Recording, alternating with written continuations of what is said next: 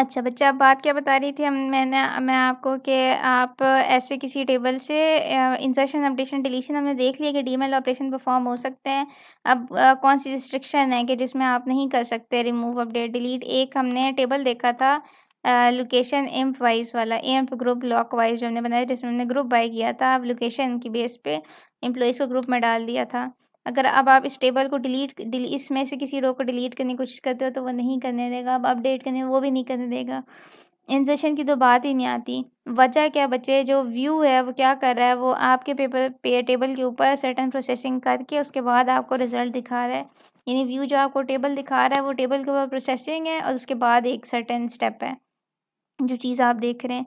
ये इसका मतलब ये है कि आप अगर इस व्यू के अंदर से किसी चीज़ को डिलीट करने की कोशिश करेंगे तो आप ओरिजिनल टेबल को डिलीट नहीं कर रहे होंगे, बल्कि आप तो सर्टेन इस टेबल के ऊपर सर्टेन जो प्रोसेसिंग की हुई है, आप उस प्रोसेसिंग वाली चीज़ को डिलीट करने की कोशिश करेंगे।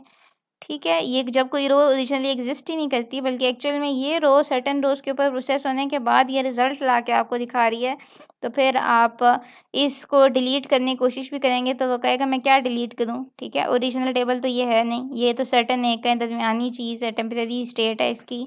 व्यू था, एक ओरिजिनल टेबल था, उस पे मैंने कुछ प्रोसेसिंग की है। मैंने उसके सर्टेन कॉलम्स को, रोज़ को उठा के एक अलग-अलग ग्रुप्स में डाला और फिर उनकी मिनिमम सैलरी ला के दिखाई है। अब अगर मुझे कहते हो कि ये रो डिलीट कर दें, तो इसका कोई मकसद नहीं बनता, ऐसी रो तो है ही नहीं, ठीक है? सर्टेन प्रोसेसिंग थी जिसके बाद ये रो आई थी, तो ये रो डिलीट नहीं हो सकती। इसी तरीके से बच्चे, अगर आप इंसर्ट करने की कोशिश करोगे कि इसमें इंसर्ट करो, इसमें क्या इंसर्ट होगा जब ये ओरिजिनल टेबल ही नहीं है? वापस आते हैं बच्चे, व्यूज़ कुछ भी नहीं है, ना व्यूज़ मेमोरी सेव करते हैं, व्यूज़ कुछ भी नहीं है, वो आपके टेबल के ऊपर वो सिलेक्ट की क्वेरी रन करके वापस ला देते हैं। अगर तो आपकी क्वेरी ऐसी है कि वो सिंपल है, क्यूरी है, उसमें कोई कॉम्प्लेक्सिटी नहीं है, कोई ग्रुप बाय का फंक्शन, कोई डिस्टिंक्ट नहीं, कोई सब क्यूरीज़ नहीं है उसके अंदर, आसानी से इंसर्शन हो जाएगी। ठीक है? आपने सीधे-सीधे सिर्फ़ कॉलम्स निकाल के दिखा दिए हैं। लेकिन इन केस आपने कोई प्रोसेसिंग कर ली है उन्हीं कॉलम्स के ऊपर और व्यू उसके थ्रू क्रिएट किया, तो अब आप इंसर्शन, अपडेशन और डिलीशन नहीं कर सकते उसके ऊपर। ठीक, क्योंकि जो आप रो व्यू के अंदर जो टेबल देख रहे होंगे आप, एक्चुअल में टेबल नहीं होगा, बल्कि टेबल के ऊपर प्रोसेसिंग करने के बाद जो रिज़ल्ट आता है वो देख रहे होंगे। रिज़ल्ट में से आप कोई चीज़ डिलीट करने की कोशिश करेंगे तो नहीं कर सकते, क्योंकि वो टेबल ही नहीं है। It doesn't take any space in memory. Result में से आप कोई चीज़ डिलीट नहीं कर सकते। हाँ, अगर आपका व्यू जो था वो सिंपल व्यू था, फिर आप उसमें से जो कॉलम कॉलम में नई वैल्यू इंसर्ट करना चाहते हैं वो कर सकते हैं, क्योंकि वो सिंपल थी। वो कोई रिज़ल्ट नहीं था, वही टेबल था, उसने उठा के आपको लाके दिखा दिया था। You cannot modify data in view if it contains a group by function distinct या रो नंबर। ठीक है? इसी तरीके से अपडेट भी नहीं कर सकते।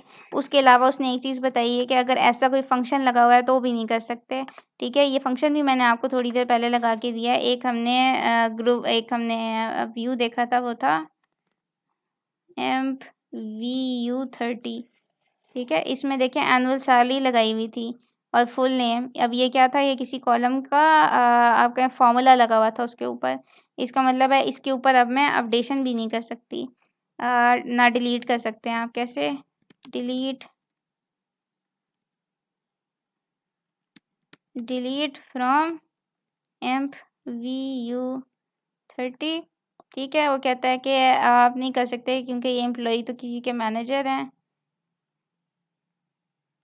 चलें, इसके अलावा भी आपको इलीगल था करना, उसके अलावा अपडेट करते हैं।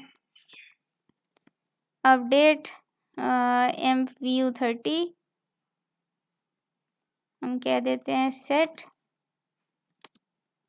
Annual salary. तो मेक सेंस ही नहीं करता, मैं क्या एनुअल सैलरी किसी की सेट करूँगा जब वो है ही आपके पास वैल्यू ही प्रोसेस्ड है। ओरिजिनल सैलरी का कॉलम तो है नहीं, उस पर फॉर्मूला लगा हुआ है।